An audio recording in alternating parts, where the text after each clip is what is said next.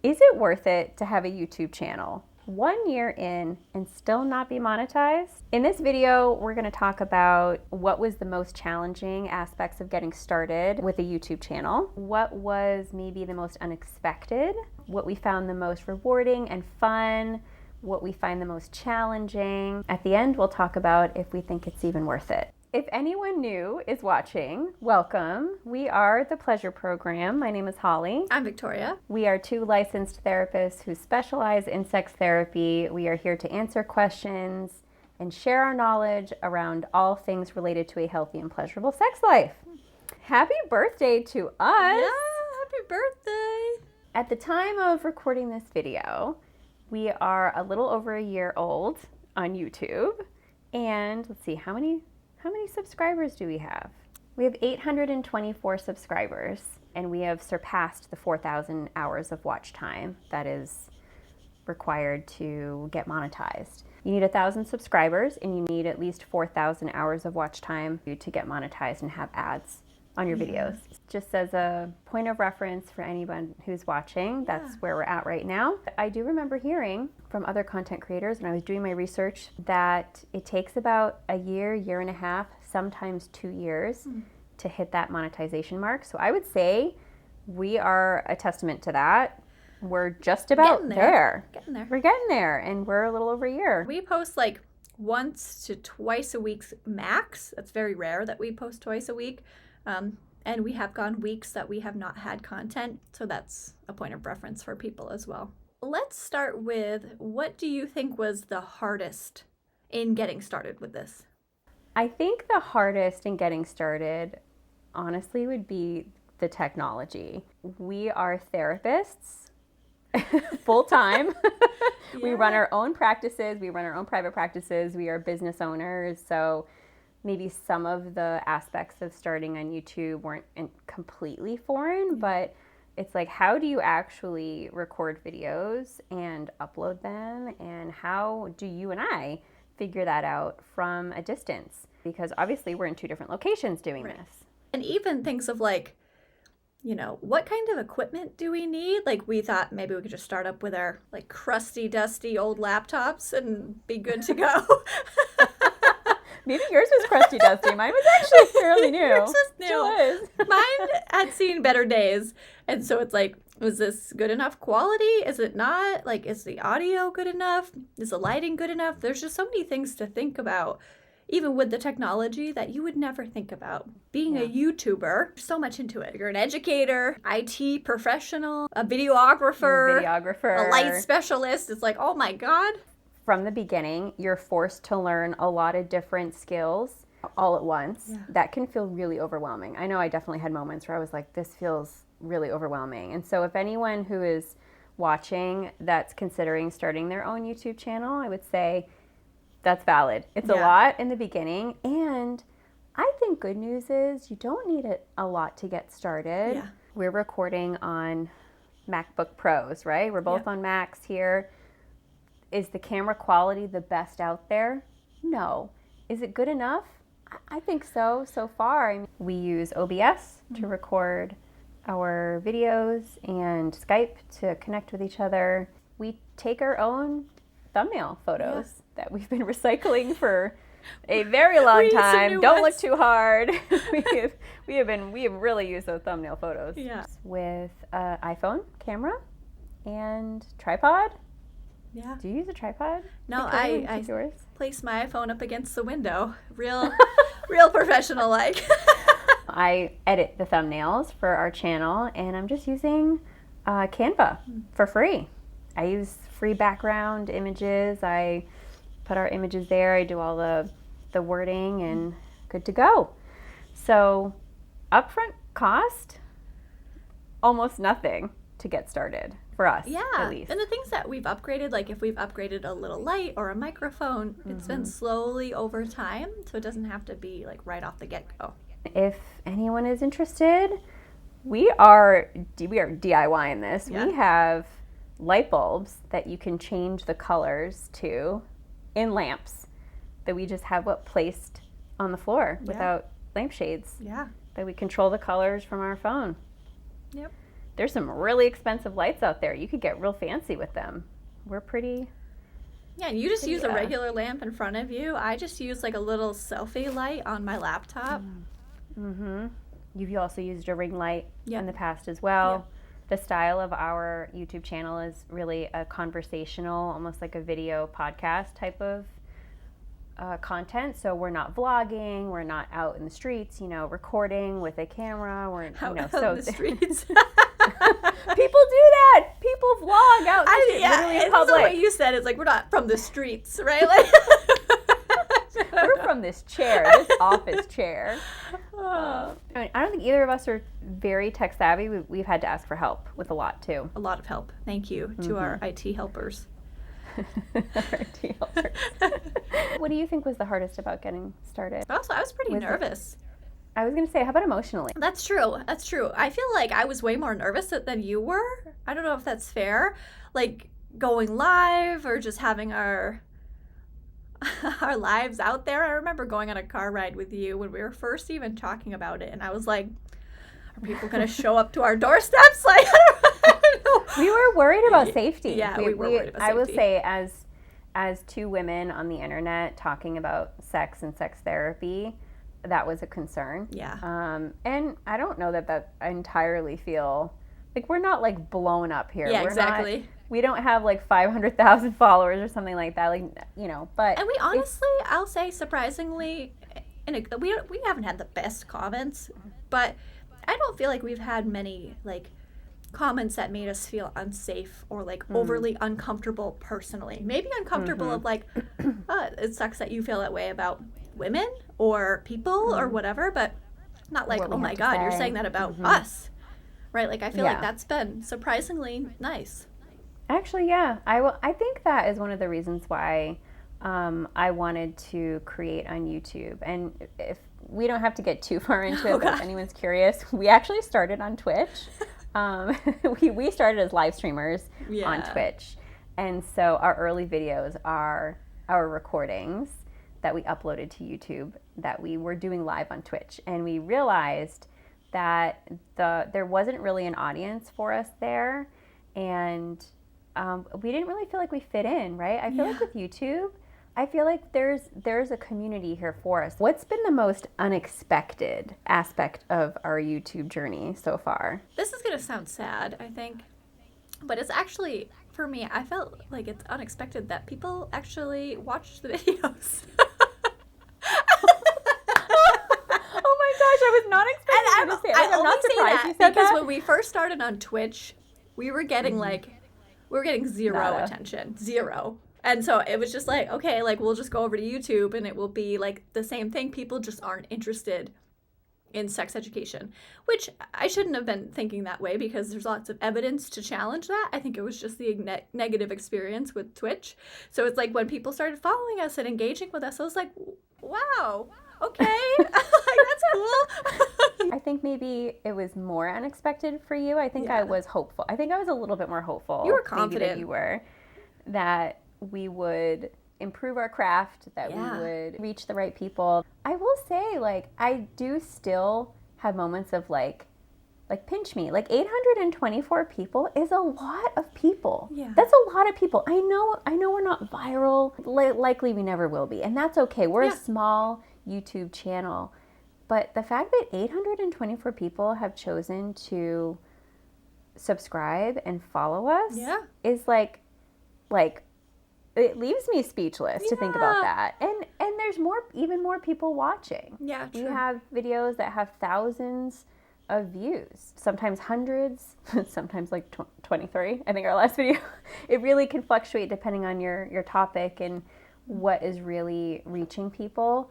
But the fact that people are even showing up, it is unexpected. I think when you've never done this before, we've been consistently growing. I think what was unexpected for me was actually just how much time goes into it. And I think that gets better with time as you get quicker with maybe video editing or thumbnail editing or researching your topics, knowing exactly what you want to say, having we have a pretty loose outline of what we want to talk about when we get on. We're pretty like unscripted for the most part. Like it's actually quite a bit of work to do this. People that do it really well and like do it themselves, like they do all interesting video editing with graphics and sound. Impressive. It really is. I have a whole new appreciation for people that have learned all of those details and those skills. So I think that was unexpected. I think I didn't quite realize what we were getting ourselves into, but it's worked out and it's gotten quicker. I'm looking at my notes here to jog my memory of like what I found unexpected is just how much I say the word and you say the word so. Or right. You'll say the word right. If I had a tally when I edit our video, it's like every other word. We have to do something about it. What's been the most fun for you? The most fun is showing up with you each time we sit down to record because you're my girl and I think we have a good time for the most part. Recording our videos together, I think that's been fun. Some weeks it's more fun than others, you know. Yeah. There are some weeks where it does feel like work. You're like, oh, I'm tired, or maybe I'd rather be like just, you know, watching Netflix or something. And yet we're showing up here every time, trying to bring our best selves forward. But I think it's fun. Even when we were live streaming, that was fun. And also when I watch back our videos, when I go to edit them, they are hilarious. And I don't know that anyone else would think that they're hilarious, but I think we're hilarious. So I always am laughing as I'm editing, and that is actually fun for me.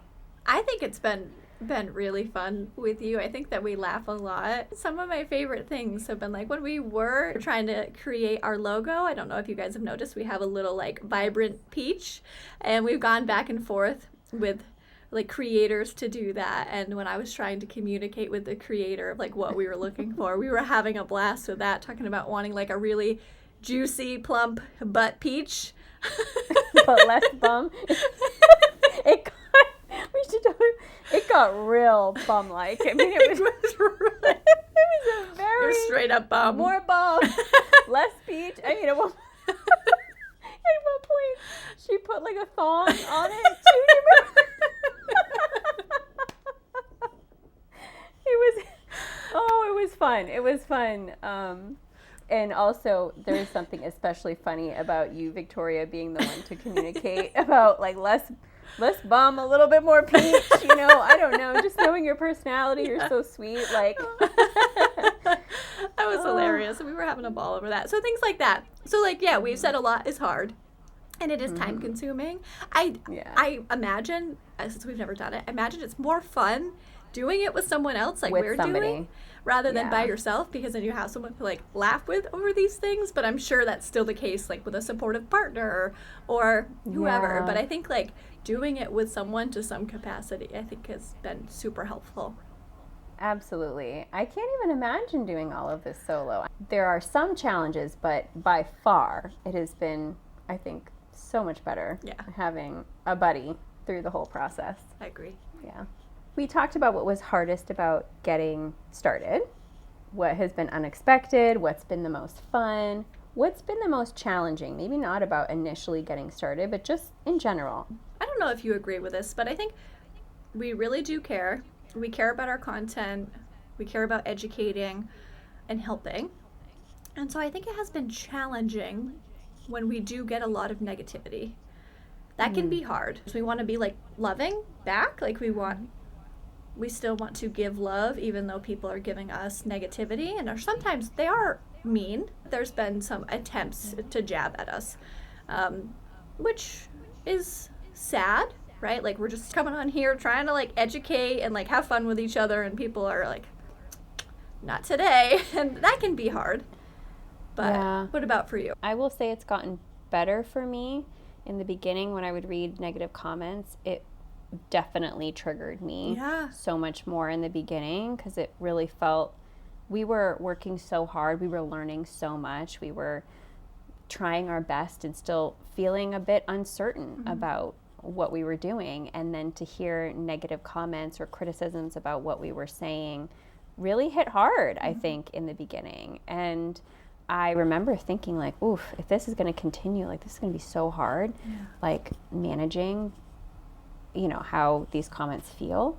It's gotten better. If you're somebody who's considering or had just started a YouTube channel, I do think you get used to it. I hate to say it. It's not really something you want to be desensitized to, but you kind of do expect it, maybe with certain topics. It's already happened. You've already been through it. So it's like, oh, okay, here's somebody with something really negative to say or argumentative to say. And what are our boundaries around these comments? Which ones are we going to allow? Which ones are we going to delete? Which ones do we actually want to respond to if they're respectful and we can have maybe a healthy discussion about our differences? Until you've experienced it, it's kind of hard to know what to do. So we still don't, like you said, we're still learning. We're still figuring out boundaries of like what we want to allow versus not allow, because we're trying to be respectful of people's opinions and educate, right? Like that's part of what we're here for. But at what point is it being taken too far? It's too hateful, and we don't want like our community to be exposed to that, right? So it's a really hard protect balance. The other people. It is hard. We're still figuring it out. And I will say, to continue off of that, I think what also has been challenging is not really having a community of other content creators. We've attempted to reach out to a couple of other creators on here to try to not necessarily do like a video collab or something like that. I think we might be open to that maybe at some point. But just to literally collaborate, to kind of say, hey, how do you handle comments? Or what should we know about like what might flag a video that would limit us from ever being able to have monetization of a video? Like, this is still such a new experience that it would be really nice to have more connections, and part of that's on us. I mean, we've tried a couple times, but to try harder, maybe we will connect with other creators that are also sex educators on YouTube. What would you say is the most rewarding part of having this YouTube channel? When we have comments from people that have just experienced like so much shame, and they're just like, wow, this like really was helpful, or this really impacted me, or it's really nice to hear two people talking about this in a manner that's not shaming or judging, I think is great, because like that's what we're here for. We're trying to reach people who maybe don't have access to sex education or are getting misinformation out there. So that I think has been really, really rewarding. What about you? Yeah, same. It's just when we get these heartfelt comments from people who feel really seen and heard. They appreciate professionals talking about topics in a non-judgmental way. That's a common comment we've gotten on some of our videos. So rewarding. Any advice we would give to a new YouTuber? What comes to mind for me is like, it's not that big of a deal. And I think, hear me out. I feel like that's me speaking to my own anxiety that was happening when we started this. I feel like I had a lot of anxiety about a lot of different things, saying the wrong thing, right? People judging us negatively, people that we love judge us negatively, right? Like, we are sex therapists, but it's not like we are not subjected to our own messaging around sexual shame, right? So like coming on a social media platform and talking a lot about sex, it's not like we're immune to some of that anxiety of like, okay, like what's the reaction gonna be from this? But honestly, like now that we've been doing it for a year, I'm just like, if people want to judge us for helping to educate and help people have like healthy, pleasurable sex, okay. You're lost. But yeah, exactly. That's kind of how I feel at this point, right? Because we're trying to do a good thing, and if they can't see that, that's their issue, not mine. And if we say the wrong thing, like we say the wrong thing, we can correct it later. We're not perfect humans. We shouldn't try to pretend to be perfect humans. So it's just like the anxiety needs to like get over itself a little bit at the start of opening this. Do you feel similarly? What do you think? We're a lot more relaxed and more ourselves now. Yeah. So be yourself. Be okay to be yourself. Yeah. Advice I would have is be willing to do it imperfectly in the beginning. Just start. Just get started. Like, have a crummy quality video that you're no one's really watching you at that point. Yeah. It's okay to just put those videos up, try things out, try out different lighting, try out different audio, practice how you want to script it. Like, be okay with it being imperfect. Like that. We just leave that in there. Let's just leave Just the like scene. that. Leave it. That happens. Sometimes Yes. shit happens. Be open to just making progress. You will improve. If you stick with it, you will improve. We're a really good example of minimal upfront cost, basic video editing. We do not have bells and whistles at all. And we're growing. So if you have something to offer people, if you have something to share, even if you don't have the best quality videos or the best editing skills, hopefully you'll find your audience. They'll find you. I am looking at my notes. So I wrote fall in love with the journey. So cheesy. So cheesy. So cheesy. So what is this, a Hallmark card? If anyone has read the book, Mark Manson wrote it, The Subtle Art of Not Giving a F. He talks about falling in love with the journey. Like, anyone can dream of, let's say you want to be famous in a band. You fantasize about, like, yeah, wouldn't it be amazing to be on stage and everyone's cheering for you and you're under the lights and you just sound amazing and, like, that sounds so cool. The journey to get there is like dive bar after dive bar of, like, maybe rejection after rejection. You keep trying. Maybe you try different band mates and you're traveling around in, like, a bus. Like, it's not glamorous to get there. I don't know, maybe it is. I've never been in a band, but you have to enjoy that journey and that process enough to maybe one day get there to that big stage with all that audience. And if you don't love the journey or the process, it's not really worth it for you. So if you're not interested in basic video editing, if you're not interested in basic photography or lighting, talking in front of a camera, don't bother. Don't just, it's okay. It's not for you. Find another way of, maybe you like writing, maybe you have a blog or you write a book, or, you know, if you have something you want to offer, there's different ways of doing it. But I guess I would want to say, make sure that you're okay with, like, the process and the journey, and that you still find that fulfilling enough, because it's just going to take time and consistency and improving those skills. So what do you think? Do you think that it's worth it? I think so. We're not making a penny off of this YouTube channel, and I still think it's worth it. It's brought us to grow. It's improved skills that I didn't initially have. It's reached people. The most important part of this for us is that we're reaching people and helping people. Yeah. If this reached and helped one person in their sex life, it's worth it. I totally agree. Like you said, we're not making anything off of this, right? We've put Amazon links in. We're not making anything off of that yet. Like, we literally forgot we do that. Like, we literally have not. But I absolutely think it's worth it. I think that there are people that are being helped by it. Some people that are feeling less alone, which makes me really happy.